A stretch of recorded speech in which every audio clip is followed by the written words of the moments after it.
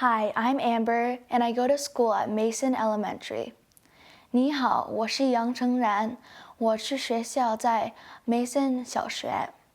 Today, I'm going to be reading to you the book Mulan by Li Jian. Mulan learned Chinese calligraphy and reading from her father at a young age. As was a tradition, she also learned weaving and embroidery from her mother. Mulan was just as good as the boys at martial arts, but she loved to ride horses and shoot arrows most of all. One day, an emperor's messenger delivered a military draft notice for Mulan's father. Mulan's father was too old to fight. Her little brother was too young to join the army. How could they fight in the war? Mulan decided to disguise herself as a man and go to war on her father's behalf to fulfill her father's duty to protect the country. Mulan's sister and younger brother helped her shop for military supplies, including a spirited horse and a saddle. Now she was ready to set off. Mulan's parents were very sad to see their daughter go, but since they had no other choice, they agreed to let her join the army instead. Mulan set off to the frontier with the army. They camped on the banks of the Yellow River on the first night. Mulan slept with her clothes on to protect her true identity.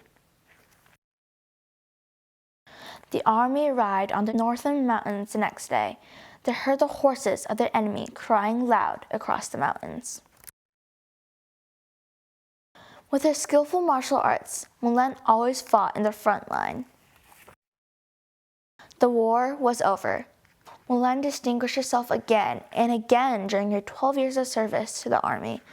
She also won the respect of the soldiers who served with her. Everyone praised her for being such a brave young man. The emperor gathered all the heroes together so he could award them for their success, but Mulan refused to accept the official position and declined all the gifts that the emperor awarded her. She only wished to return home to her family.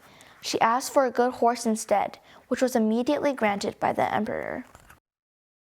Mulan's parents were overjoyed to learn of their daughter's return. They went beyond the township to welcome her home. Upon hearing the return of Mulan, her older sister prepared a grand feast in her honor. Her younger brother cleaned Mulan's room. When she arrived home, Mulan happily hugged all her family members. Then she took off her warrior clothes and put on the female attire. Sitting in front of the window, Mulan fixed her hair and decorated the face with cosmetics. Mulan came out to thank her friends for bringing her home. Their eyes grew large when they saw the beautiful Mulan in front of them. Ever since then, the story of Mulan was popularized among people. It was then made into a poem that has been passed on from generation to generation. Now I will summarize this book in Chinese. 木兰是个功夫、骑马、射箭都很厉害的女生。有一天，皇帝要征兵打仗，但是木兰爸爸太老，弟弟又太小，都不能当兵。木兰决定自己假扮男生，代父从军。木兰打仗时候很厉害，很勇敢。12年后，战争结束。皇帝要奖赏木兰，但是木兰什么都不要，只要了一匹快马，带自己回家。木兰很高兴见到家人。回家后，她换上女装，还化了妆。